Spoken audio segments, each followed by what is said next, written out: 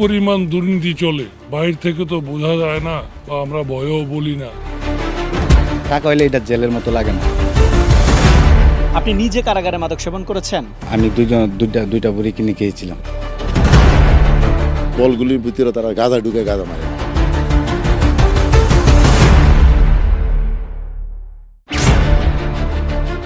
নানা অপরাধের সাথে জড়িতদের আদালতের আদেশে পাঠানো হয় কারাগারে, কিন্তু সেখানেই চলছে ভয়ঙ্কর সব অপরাধ। যাদের দায়িত্বে আসামিদের সংশোধনের জন্য রাখা হয় জেলখানায়, অভিযোগ তারাই নেতৃত্ব দিচ্ছে অন্ধকার জগতের।